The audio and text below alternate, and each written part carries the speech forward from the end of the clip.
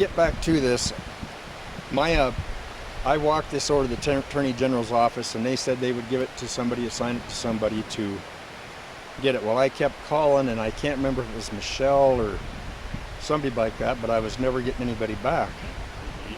And I kept calling to try to get some response, and finally a gentleman by the name of Derek called me up. And Derek's view is that they couldn't get involved in this because it was a civil act and it was an individual act, and they do not get involved in individual civil cases. Civil case, okay. So I told Derek, I says, no, this isn't an issue about us. This is not about my easement and my partner's easement on this road, but it's about the citizens of Montana and their right and their easement on this road. And the original designation of this road. Right. So he wanted to kind of cut me off, I felt, but we ended up talking about 40-45 minutes. And I told Derek, I says, you need to get this to the Attorney General. You need to discuss this with him, because this is something for the citizens of Montana and their rights being taken away from them. And that was about a week ago or so. I've still not heard anything back from him. And this Derek, is he with the Attorney General's office? He's with the Attorney General's office. So my partner, and the last thing that he sent to the Supreme Court, pro se, is some of the violations that the Supreme Court's making, and I'd like to kind of go through them a little bit with you. And this is right out of the law books of Montana and the Constitution. So if you go to MCA 60-2-107 and you go to paragraph 4, I'm going to read that to you. And this is all pertaining to this road and the rights of the people. The Commission may not abandon a highway, road, or right-of-way used to provide existing legal access to public land or waters, including access for public recreation as defined in 23-2-301 and as permitted in 23-2-302, unless, this is the important part, unless another highway, road, or right-of-way provides substantial the same access. Lyons Creek Road is the only road coming into this valley. So there is no other road, no other access to this property for the public. Paragraph 5 says the Commission may not abandon a highway, road, or a right-of-way used to access private land if access benefits 2 or more landowners, unless all the landowners agree to abandon it. Well, that's more of an issue for me and my partner. Right. But it's not only me and him, but it's the Andersons who own the other half of the original O'Connell Ranch. Okay, so the O'Connell Ranch was divided several years ago. Yes. And then you folks come in. Yeah. And Andersons came in, bought a piece, etc. So it's been divided up. Yes. But still the whole historic access to this property has never been abandoned by a county commission. Correct. Never has been declared abandoned, never had a hearing, never had any actions taken, other than the one petition where the commissioners decided, no, we're not. Well, no, there actually was, in 1950, there was an action, a petition to abandon Lyons Creek Road. Okay. And that was by the Sabin Ranch Company, John Bacchus. Okay. And the O'Connell Ranch, Brian D. O'Connell, and 8 other individuals from the county. Okay. And in that 1950, where they wanted the petition, where they wanted to abandon the road, the public was against it. So when the hearing was set for that petition, or that motion to be, or hearing and motion to be done, they, the petitioners sent a letter to the county commissioners stating that they were withdrawing their petition to abandon the road, that they had other ideas to meet their needs. So there was the end of the petitions to abandon this road. Nothing since then? Nothing since then. Forward to the local government? No. And now, if you see what the district court and the Supreme Court says, they're trying to say that the road that they were trying to abandon was below the gate where the property is separate, or the start of the Sebin Ranch gate. Well, that makes no sense at all. There's no common sense there whatsoever. Why would they try to petition to close the road to landlock themselves out of their own property? The reason is because they knew of the existence of the public highway up here, and that's the road that they were trying to close. They surely would not try to abandon a piece of road that gets them to their property, and that only a 5-year-old could tell you that. So that's another problem I have. Now, this isn't the only violation that the Supreme Court has done in their order and in their opinion. They also violated Montana Statute 1-4101, and that's the role of a judge. The judge is simply to ascertain and declare what is in the terms or the substance contained therein, and not to insert what has been omitted or to omit what has been inserted. That's a very important paragraph of what the Supreme Court has done. That comes back to what I mentioned here a minute ago, as far as writing into law what is not there, or taking what is in law out. That's an absolute violation of the concept of our constitutional law, as well as the state statutory process. Anybody in it that pretends, I will use that term, pretends to be an attorney can attest to that fact that it cannot be done. There's where we arise in the problem. If I'm going to go ahead and bring this out in our discussion, many of the lawyers refuse to bring that challenge to the court based on the fact that they have to work in them courtrooms, and they don't want to have that battle on their own desk.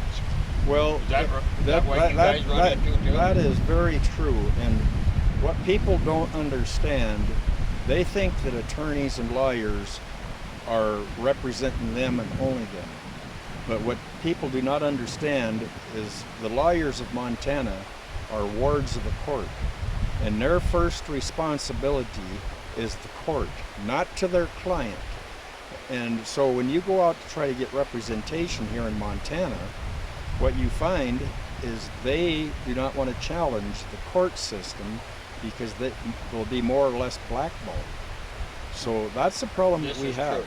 Back when I was president of Multiple Use Association here in Montana for years, that was one of the things that we ran into with Multiple Use Association.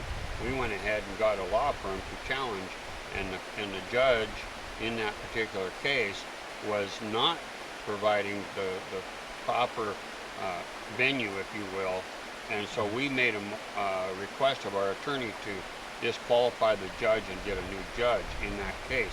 And this is, again, a registered case that we were fighting a little over 6 years in the judicial court system here in Montana. What ended up happening there, Randy, is the lawyer that we had working out of a 100-year-old law firm in Helena, Montana, said, no, we cannot disqualify that judge, because if we do, we'll never be able to work in her courtroom again, and that's not going to happen in our business. So we did not find any representation in that case, and we ended up getting to the Supreme Court level, and then we had to just move on. We could not go forward. But anyway, I think you're having some of the same things there. Yes, and I'll go back to statute 1-4-101, and what we found there is not only is this a public highway by the 1866 rule, the 1923 dedication of county commissioners, but every piece of private property that touches this road is in question of the private road. In their title, Chain of title. In the chain of title, it reads, the lands hereby conveyed, comma, subject, comma, however, comma, in an easement for the public for all 4 laid out roads or now existing over the premises. So that there tells you again that the public has an easement over this road, and they recognized the 1866 law of this road that was shown on the recorded surveys of Lyons Creek. I want to kind of go on down some of more of Go these ahead. violations that the Supreme Court done, and then you've got. Before you go into more violations that we're documenting here on the Supreme Court taking action, usurping power, or doing things not in contravention of the Constitution.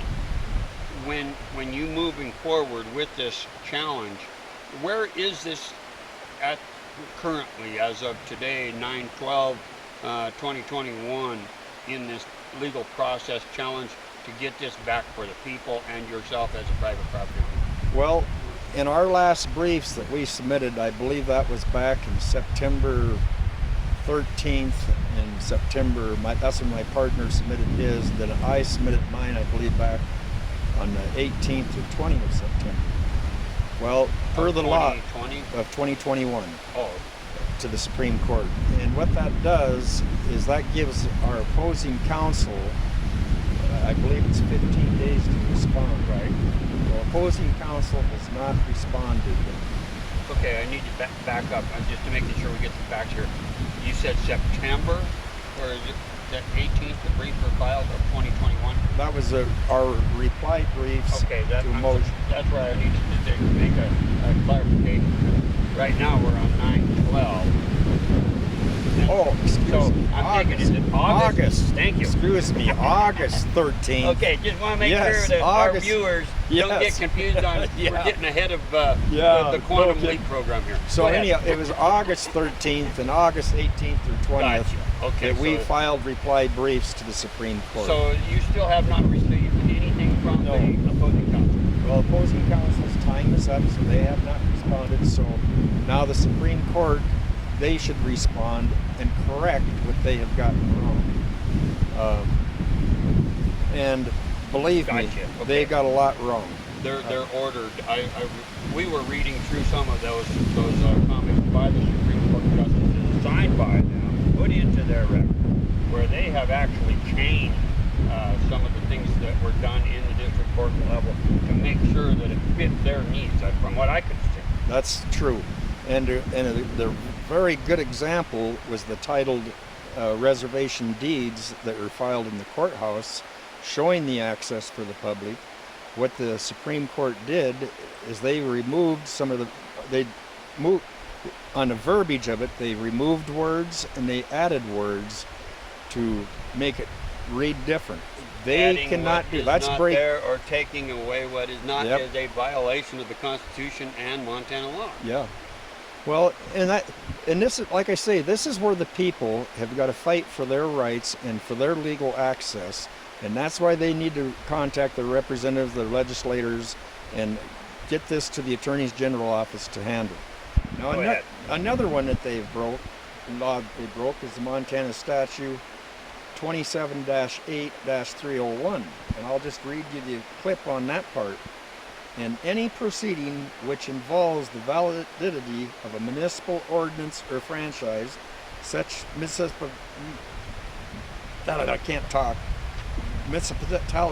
shall be made a party and shall be entitled to be heard, and if the statute order of the franchise is alleged to be, let me flip this page because I want to read it right as the law reads itself. Unconstitutional. The Attorney General of the state shall also be served with copies of the proceedings and be entitled to be heard. So what that's telling you is two things. There's two other parties involved in here that have been ignored and need to be brought into this case. The other half of the O'Connell Ranch that is still owned by the Andersons, and the decision that the Supreme Court's making is taking away their easement rights to their properties. So they'll have their 3.5 sections over 2,200 acres that they will not be able to access. So the Supreme Court has ignored them, and by law, they have to be brought into this case. That's one. The second one is the big one, the general public. This is their access. This is their access to state and federal lands And as we've talked before, for recreation, hunting, fishing, hiking, wildlife viewing, bird watching, whatever they want to do, they're taking the rights away from the citizens of Montana, and they need to be a part of this. And this is where this Attorney's General office needs to step up to the plate, and they need to get involved in this and get this thing taken care of. The documentation is black and white. It's recorded in the courthouse. I think one of the things that we're hearing here, folks, is this also applies to Article 2, Section 9 of the Constitution of Montana, where the right of the people to know is very important to be informed on what's going on. And we're having fun with the wind today. Anyway, yes, this is a very public matter, and the people have that right to make sure that they're on the front page. Yep, that's true. And that's what the public needs to do. Another thing that I find is Rule 52. Under Rule 52, the primary tabs, you go to paragraph 6.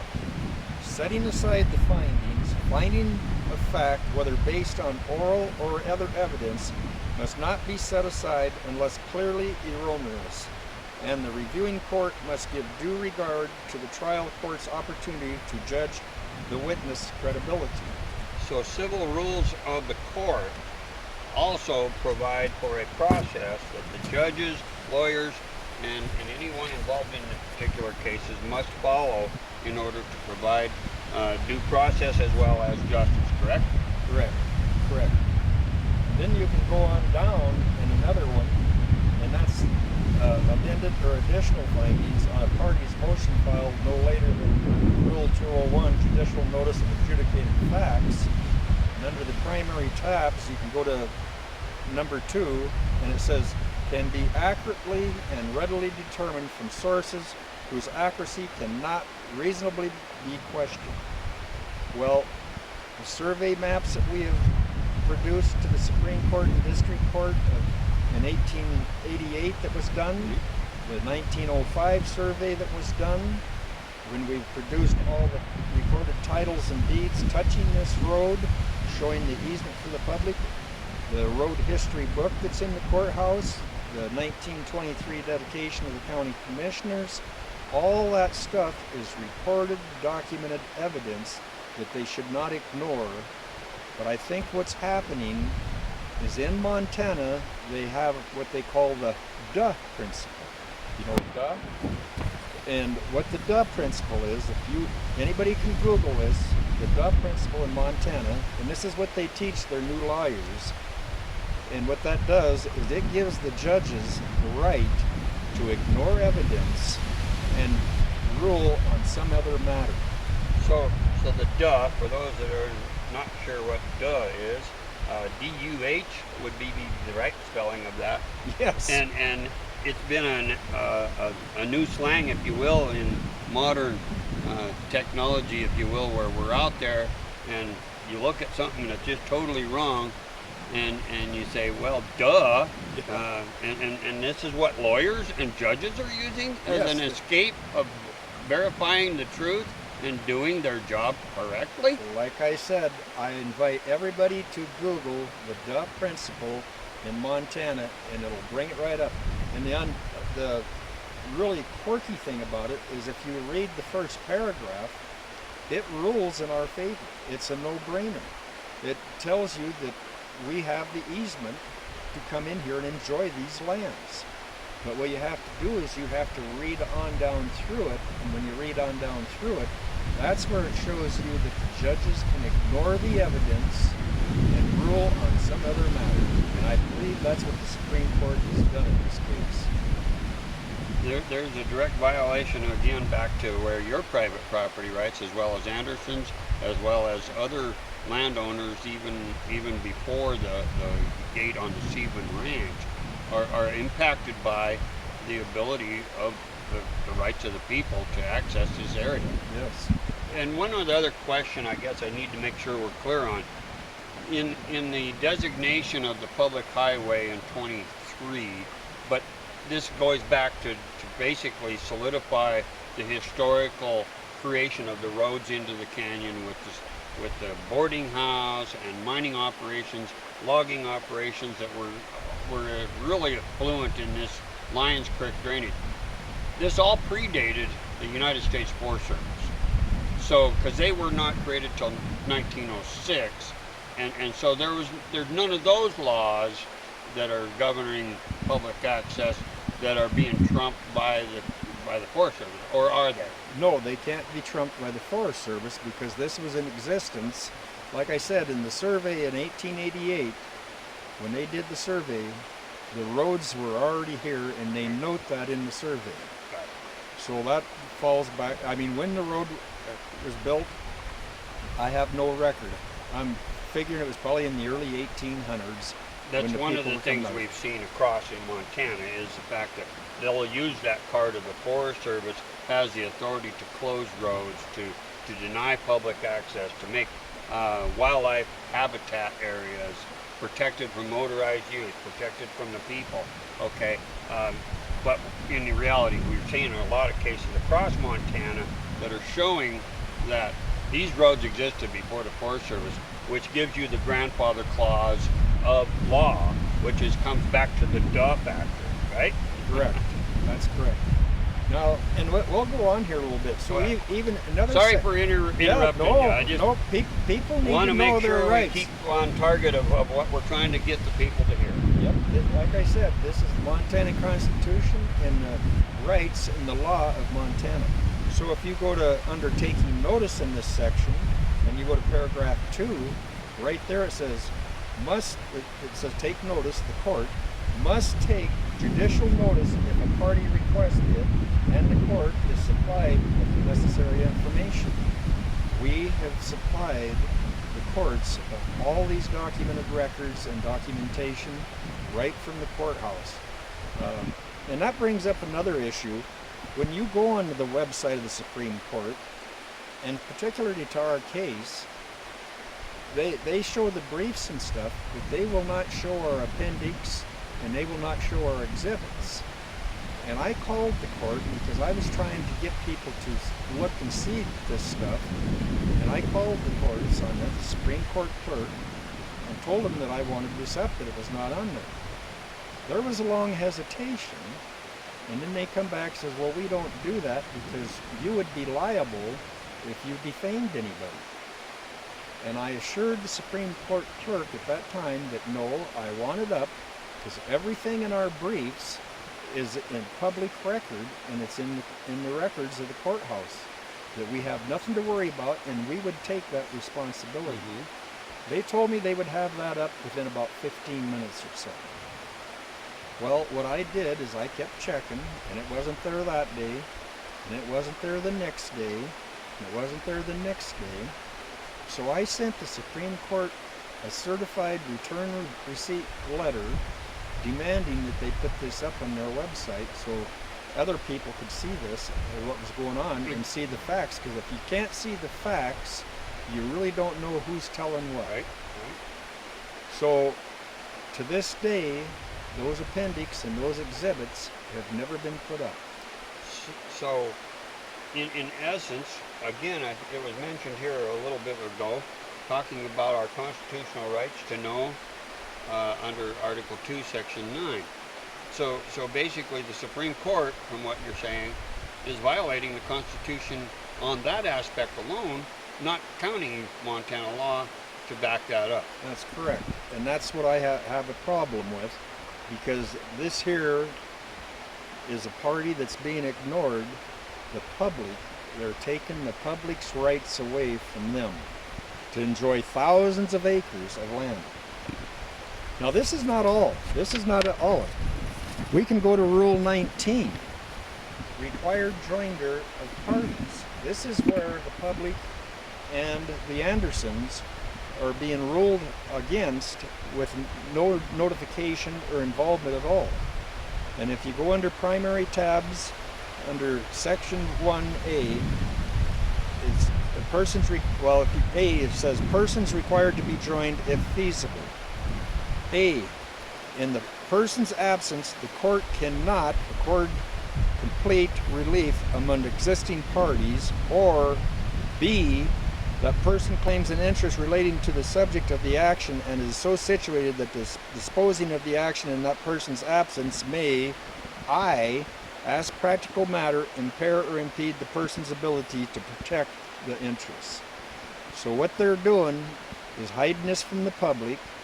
They're hiding this from the O'Connell-Anderson private property and ignoring them and making a decision in order that affects those people and takes away their rights to access to this area.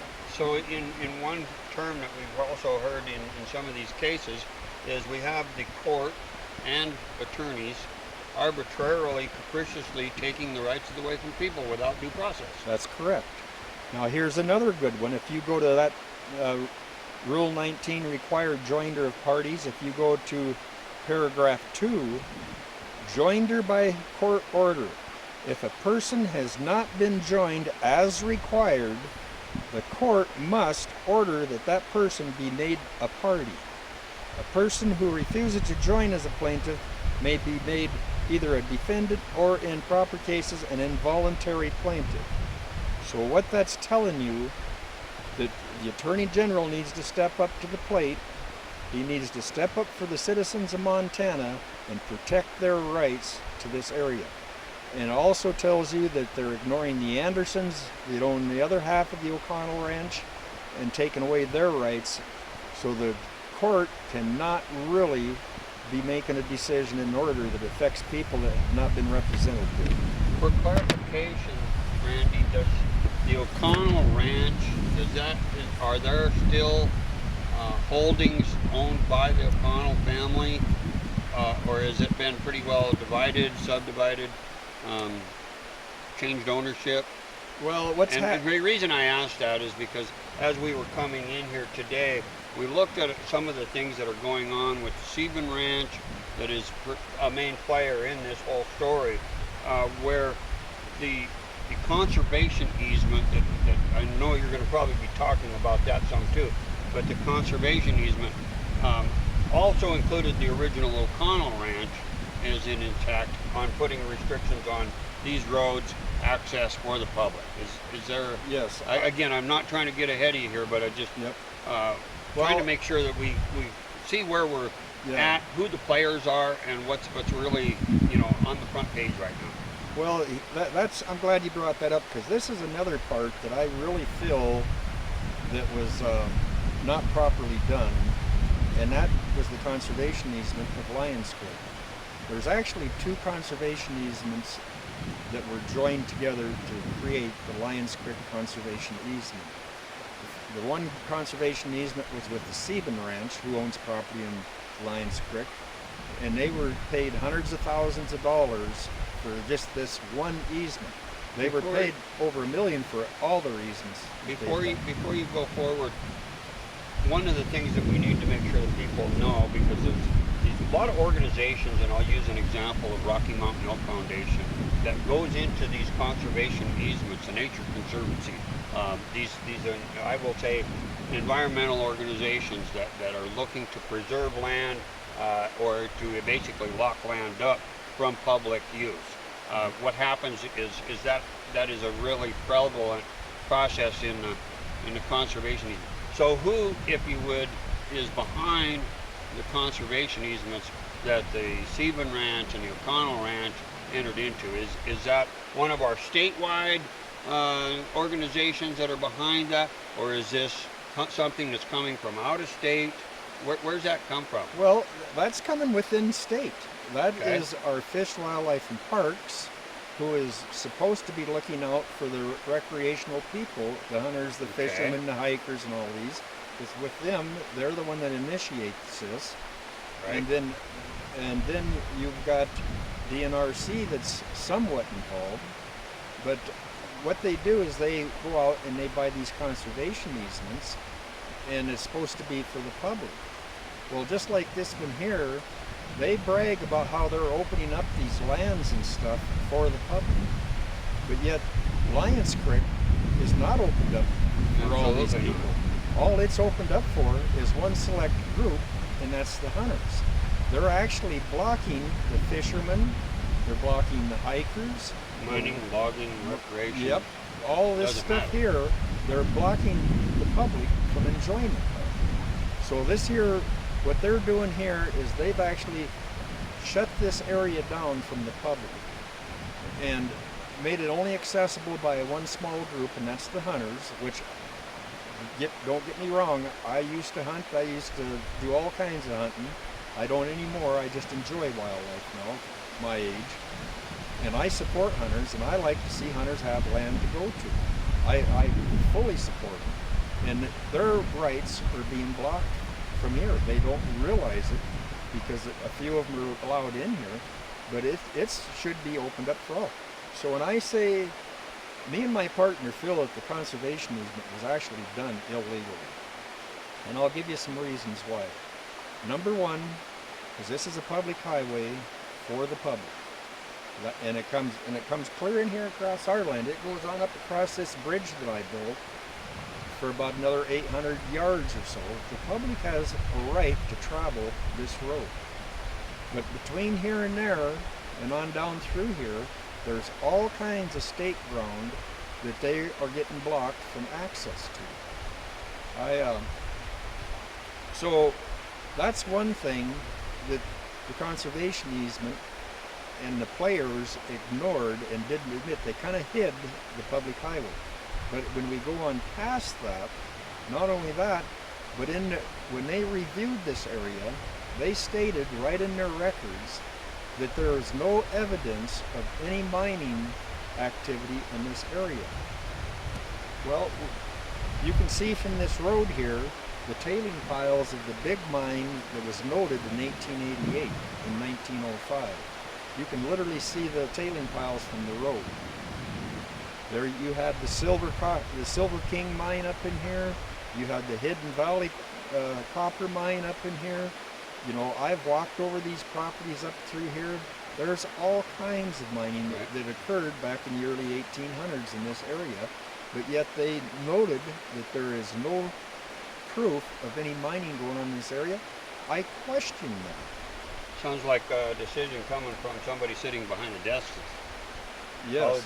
College educated, but maybe not much beyond. Okay, I better quit there. I'll Well, get myself in trouble. Well, one of the things that also bothers me is I have been to the BLM, the Bureau of Mines. I've been looking through records in Washington, D.C. and everything. And like I said, this big mine that's right here next to us here was noted by chain length measurements from the boundary lines. Question for clarification on it. Is any of this private property that's in this Lyons Creek drainage, are there active mining claims still on record with the BLM? There's no active ones, no. There's not. But this mine here is the one that Acted? Yeah, this is the mine that bothers me, because we have searched the records to find the name of this mine, and we cannot find any records on this mine from any of those locations. And that just doesn't seem quite right, that you had an operation so big and so remote that you had boarding houses and offices and mine shafts and ditches and canals. Something don't add up there. It's almost like this mine is trying to be hid from I the was going public. to say the records of that are not being disclosed, not only at the Bureau of Land Management, which is charged with record keeping of mining, but also your local government, which is Lewis and Clark County, which is absolutely in under law to make sure that they do keep those records. Right. So where are those records? You bet. Well, you know, when I went through the courthouse, there was all kinds of records that I found that were missing, and I questioned the Historical Society in the courthouse. The Historical Society told me what had happened over the years was back in the old days when there were court cases and stuff, that the lawyers would literally come to the courthouse and remove those records and take them to court. And they claimed that a lot of those records had never came back. In fact, the historian here in Lewis and Clark County told me a story about when she went back to Washington, D.C. on a trip. She was going through the halls back here, and here was a map and a recording of some of the history of Lewis and Clark County that should have been here in the records. And I believe she got that removed from Washington and brought back to Lewis and Clark County. So did that happen? That's before my time. You know, this road has existed over 100 years now in the public's interest. In 2003, the Bacchuses, the Sebin Ranch Company, took it upon themselves to lock the gate to prevent the public to come up through here. And this was after the conservation was done. And now they've blocked it up, and not only the public raised the dickens about that, and Fish, Wildlife, and Parks come back in a letter, and they agreed with the Bacchus Ranch, or the Sebin Ranch, that this was a private road from that gate 5 miles below here, and supported the Sebins locking this up. Now I want to bring up a very, very important fact. But if you go down by Interstate 15 at the mouth of Lyons, right there by the overpass bridge that you get to from the frontage road, there's a sign posted there that is put up by Fish, Wildlife, and Parks, DNRC, Department of Natural Resources, and by the state of Montana. And it shows a map of Lyons, and they show the road in the Sebin Ranch gate. They are supporting the locking up of the public highway, which is in the records, and using the DA principle, they're ignoring evidence in the public's rights. But bottom line, folks, what we're hearing here today is the public is being denied their right to access public land. They're being their rights that are guaranteed under our Constitution to enjoy the environment, etc. I mean, I could go on with a lot of examples of our constitutional provisions, but what I'm hearing here and what we want to make sure that the people do know is there's only really one way to change this, and that is the people need to stand up and be heard. That's right. With this story right here, an example, only one of many across the state of Montana, is a good opportunity for the citizens of this great state to stand up and join Randy and other landowners and other people that absolutely just enjoy and cherish the way of life here in Montana, and make sure that they protect that. I don't want to be preaching myself. I just want to make sure that we get your story out to the people of Montana to say, hey, it's up to you folks to make sure that you take some action. And I'm sitting here on a beautiful day in Lyons Creek with Randy to make sure that we look at this and get that story out in the event that the people want to wake up to the fact that our government is usurping power beyond their authority. It's up to us to take it back. That's right, and the people need to stand up. This is your right to come up here, enjoy this beautiful area, and bring your family, your kids, teach them the outdoors, teach them berry picking, teach them fishing, teach them hunting, hiking. That's what we need to do with our younger generation, is get them out and enjoy the world. Oh boy, dangle a worm over the edge of the bridge here and catch a fish. A nice brown or a brookie, and believe me, it's plumb full of them. Okay, we can cut this section. With that, would you like to just close with a statement of something that I mean, there's so many aspects to this, Randy, that we could really be here for hours and hours talking about what is really going on.